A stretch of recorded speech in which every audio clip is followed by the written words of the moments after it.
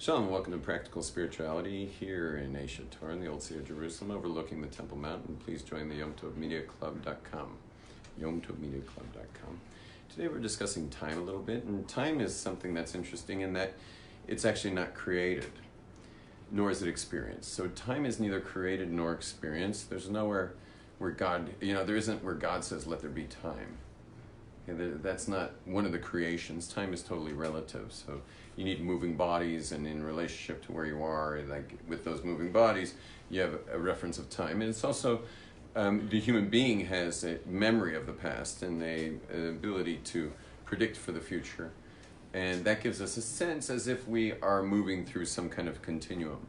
But in fact, God only creates now, and you have only experienced now.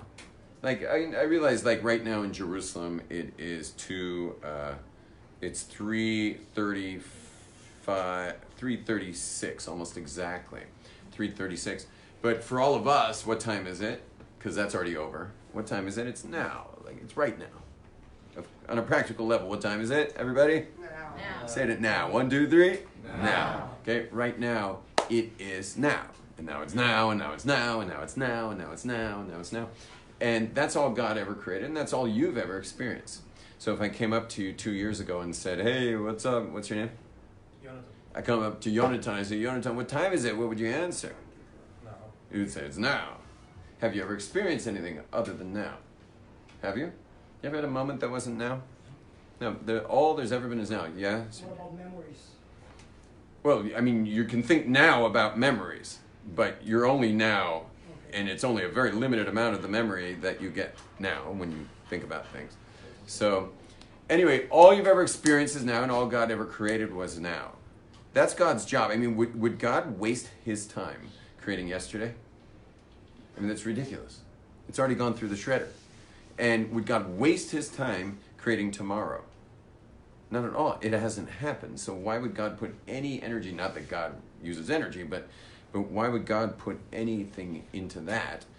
What God is actually doing, the USB cable interface between God and creation is what? Now. Where? Here. Here and now. That's all there is. That's all God ever created.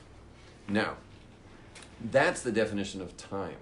Now, our relationship to time must be that if you want to live in reality. If you want to live in the reality, and I think we all do, because that's another term for sanity, right? You ever thought about that? What do you call the insane? Someone who's out of touch with reality. And what do you call the sane? Well, the opposite. Someone who's in touch with reality. Well, what's reality? Reality is now. Reality is now, and now, and now, and now. That's reality.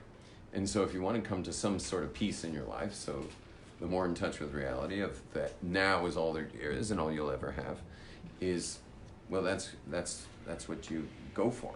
You always go for now. And now is great all the time, by the way. Like, how you guys doing now? Everyone's okay now? Yeah, well, I'm saying right now, now. Now, if you start thinking about everything you have to do right now in your future, how you're going to make ends meet and what you're going to do and all the details, are you going to have the same feeling of peace? No. The second you let your mind project itself out of now and into the future, so then the chances of you losing your sense of peace is going to be very high. You'll likely lose your sense of peace because of your projecting yourself into that. So therefore, letting go of now is a big problem. Planning does not mean anxiety.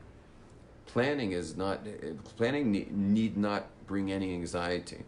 Planning is just, well, what steps would I have to take in order to have a successful, whatever it may be, business, or a successful vacation, or a successful family, or what steps need to be taken at various points in time for this to be a success.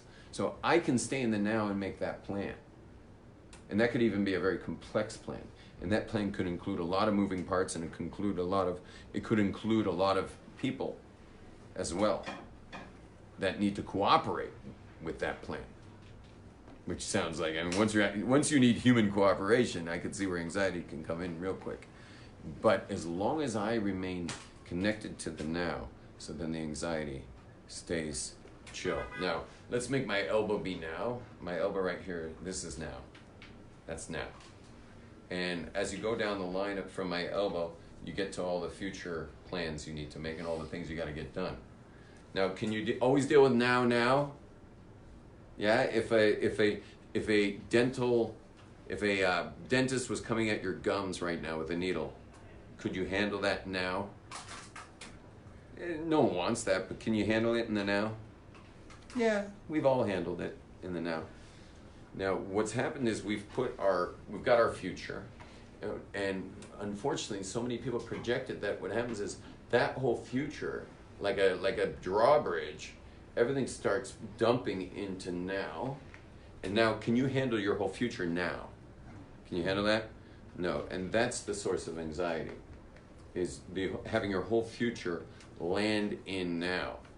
And there are people who really live that way all the time, that they've got all their future, goals, missions, plans, and challenges, that those are all landing in the now and stealing now away.